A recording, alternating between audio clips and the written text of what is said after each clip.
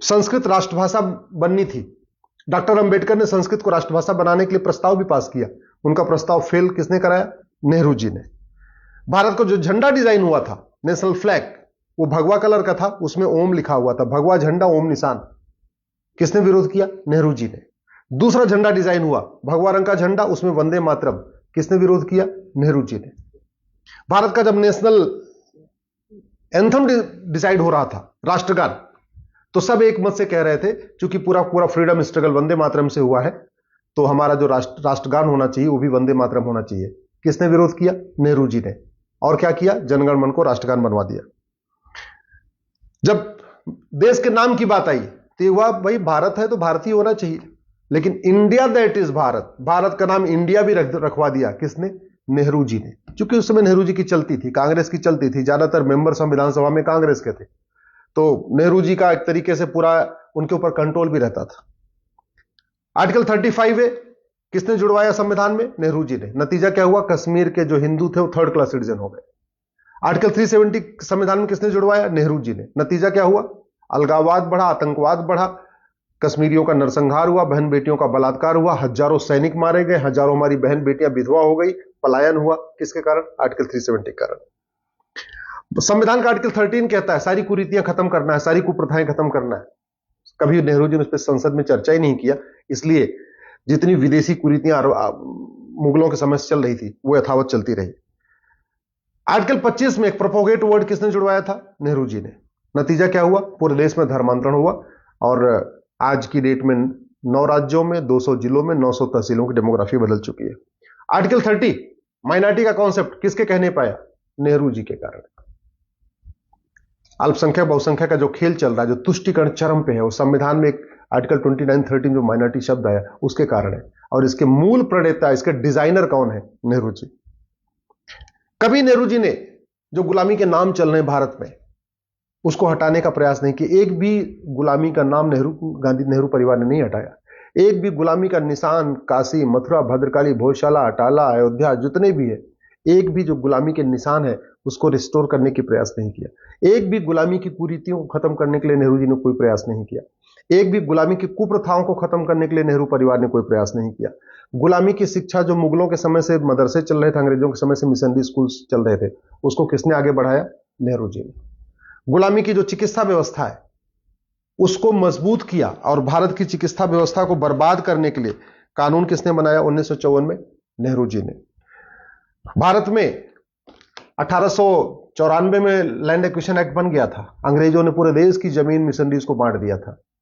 Muslims को जमीन नहीं मिली थी, हालांकि उसके पहले मुगलों समय में सारी जमीनें मुस्लिम्स को मिल चुकी थी, लेकिन फिर 1954 में वक्फ एक्ट बना के नेहरू जी ने वक्फ बोर्ड गठित कर दिया।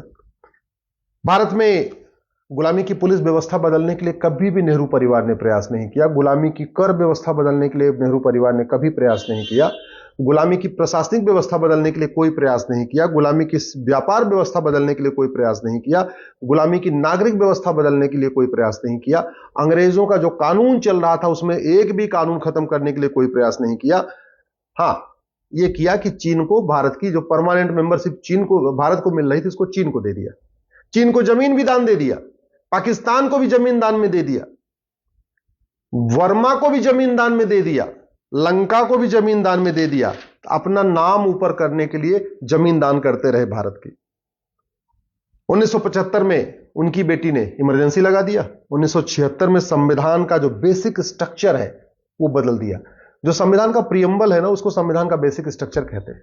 लेकिन 1976 में इमरजेंसी के दौरान जब लोकसभा का टेन्योर पूरा हो गया था तो संविधान का बेसिक स्ट्रक्चर, जिसको प्रियम्बल कहते हैं, उसमें बदलाव कर दिया, उसमें 2-3 नए शब्द जोड़ दिए।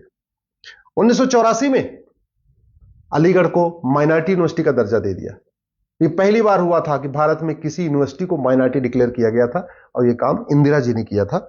1985 में राजीव गांधी ने सिटीजनशिप एक्ट में एक सेक्शन 6 से जोड़ दिया। सिटीजनशिप एक्ट में सेक्शन 6 से जोड़ा और जोड़ के असम में लगभग 60 लाख बांग्लादेशियों को भारत की नागरिकता दे दी। याद रखिएगा, 1985 में, जब 1984 में जो चुनाव हुआ उस समय राजीव गांधी जी को 404 सीट मिली थी और अगले ही साल 1985 में सिटीजनशिप एक्ट में सेक्शन 6 से जोड़ दिया और असम में लगभग 60 लाख बांग्लादेशियों को नागरिकता प्रदान कर दिया। साबानो का फैसला आया, उसके अगले ही साल 1986 में अपने 404 सीट का उपयोग किया और सुप्रीम कोर्ट का फैसला पलट दिया। 1991 में कांग्रेस ने एक प्लेस ऑफ वर्शिप एक्ट बना दिया और हिंदू, जैन, बौद्ध, सिख के लिए कोर्ट जाने का रास्ता बंद कर दिया कि अब हम कोर्ट जाके अपने हमारे जो मठ मंदिर तोड़े गए थे, जो मुगलों के द्वारा तोड़े गए थे, उनको रिस्टोर न कर सके, उसके लिए 1991 में प्लेस ऑफ वर्शिप एक्ट बना दिया।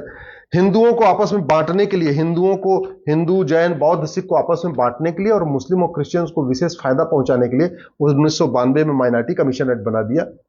1995 में जो वक्फ एक्ट नेहरू जी ने बनाया था 1954 में, उसको वापस लिया और बहुत ही खतरनाक 1995 में वक्फ एक्ट बना दिया। उसके बाद फिर 2004 में national commission minority education institution act बनाया और उसके बाद अलीगढ़ पहली बात 1984 में अलीगढ़ यूनिवर्सिटी को माइनॉरिटी का दर्जा दिया। फिर 2004 में बाकायदा कानून बनाया और पूरे देश की यूनिवर्सिटीज को माइनॉरिटी यूनिवर्सिटी घोषित करना शुरू किया। जामिया भी उसी कानून के अंतर्गत हुई है। 2010 में कानून बनाया FCRA।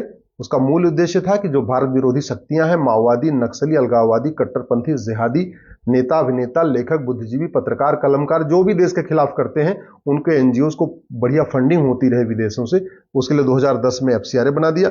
2012 में राइट टू एजुकेशन एक्ट को बदला, मदरसों को राइट टू एजुकेशन एक्ट के दायरे से बाहर निकाल दिया। इसका मतलब ये हुआ कि जो शिक्षा अधिकारी हैं, एजुकेशन ऑफिसर्स होते हैं, वो जाके ये ना देख पाए कि मदरसों में क्या पढ़ाया जाता है, मदरसों में कौन पढ़ा रहा है, मदरसों का सिलेबस क्या है, मदरसों का करिकुलम क्या है। इसके लिए 2012 में बाकायदा मनमोहन सिंह जी की सरकार ने, या सोनिया गांधी जी उसको सरकार कह लीजिए, उन्होंने राइट टू एजुकेशन एक्ट को ही बदल दिया।